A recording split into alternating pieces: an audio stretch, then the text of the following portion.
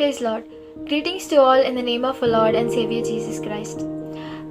Even though we might boast ourselves of being Christians or say that we follow a religion that treat all people equally, we still belong to a society that is built on a 100-year-old hierarchy system that judge and separate people based on their religion, caste, gender, and all. Even though we know that all these standards don't truly define a person's worth or their value, we still successfully follow them, and at least once would have judged people based on these standards. So it will make it very difficult for a person to know their actual worth or their actual value, because people will always be trying to define them based on these standards.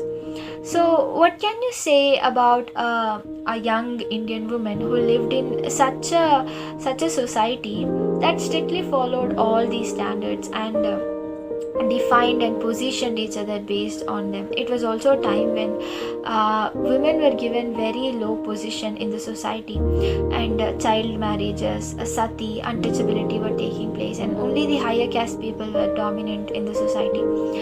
And also Christianity was not widely accepted in India during those times, and in order to become a Christian, one should accept all the European cultures. So what if a woman was left all alone in such a society to fight for her faith and her worth? Well, you might say that it would be an effort for her just to survive for her life. But what if I told you that such a poor, miserable woman not only became a social reformer, an activist, or an educator, but she also changed the lives of millions of women in India, and all this happened hundreds of years ago.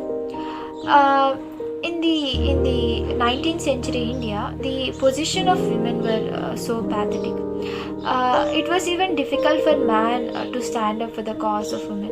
So we can understand the hardships and the resistance a woman would face if she will try to confront male-dominated society. But however, the women's liberation movement in India owes its beginning to one woman and the redeeming power of Christ in her life, Pandit Ramabai Saraswati.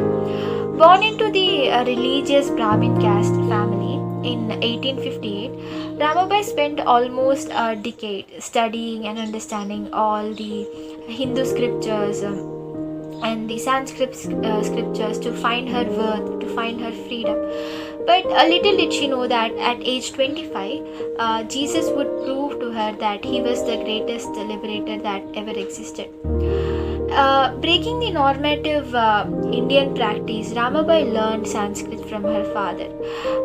But unfortunately, she lost both her parents, including her sister, in the Great Famine of 1876 to 78. And the community refused to help bury Ramabai's parents' body, because her father was known to educate women. So Ramabai's brother, who was so much emaciated with hunger, carried their father's body almost 2 miles to the burial ground. However, the nearby community in Calcutta welcomed both her and her brother and allowed them to study. The scholars of Calcutta were so astounded when, during a grueling exam, Ramabai recited over 18,000 verses of Sanskrit scriptures, and they were so amazed that they awarded her the title of Pandita. But sadly, Ramabai lost her brother in 1880. But again, breaking all the normative cultural practices, Ramabai went on to marry a man from a very lower caste system. But he too died of cholera only 17 months later. Now Ramabai was left all alone to care for their newborn daughter. In 1883, she was invited to England to attend a women's conference, which was led by a congregation of Anglican nuns. So by this time, God had been trying to work in Ramabai's heart through several years, through invitations to Christian missionaries and through several prayer dinners. So Um, while talking with the nuns during the conference, they told Ramabai about the story of the woman caught in adultery, which is mentioned in John 8, verse 1 to 11, where we find Jesus lovingly moves towards the oppressed women, and he dares the officials, the religious officials of the time, to confront their own sins. Moved by this story and Jesus' attitude towards the oppressed, Ramabai declared Jesus to be the greatest liberator of women, and she also asked to be baptized. She longed to bring that vision to India. Even though she accepted Christ and longed to become a Christian, she was not ready to accept all the European culture, because of which she was not fully welcomed by the European culture, and the mainstream Christianity.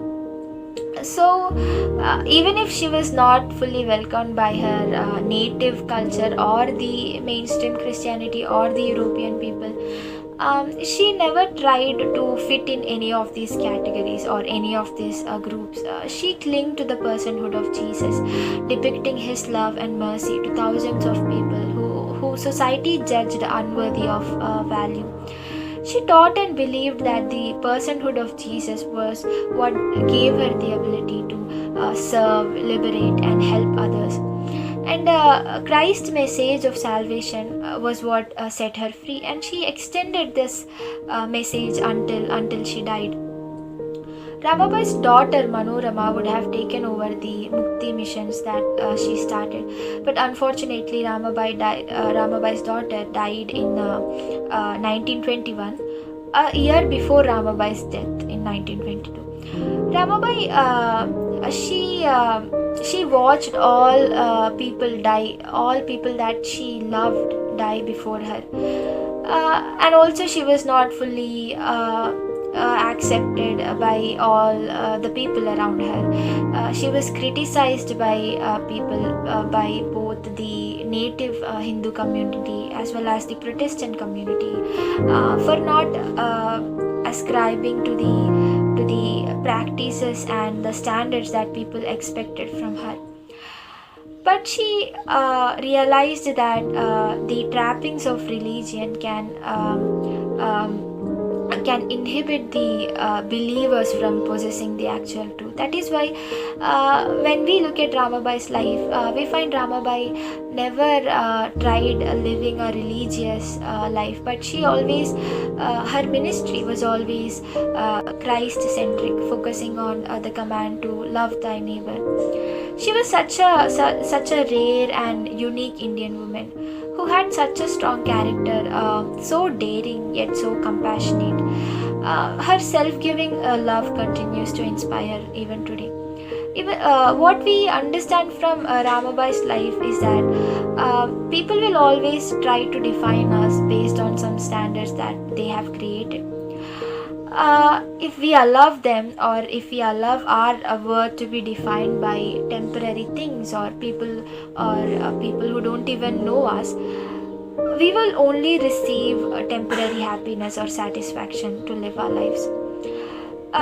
So our worth should never come from things that are not eternal. It should be defined by somebody who know us fully.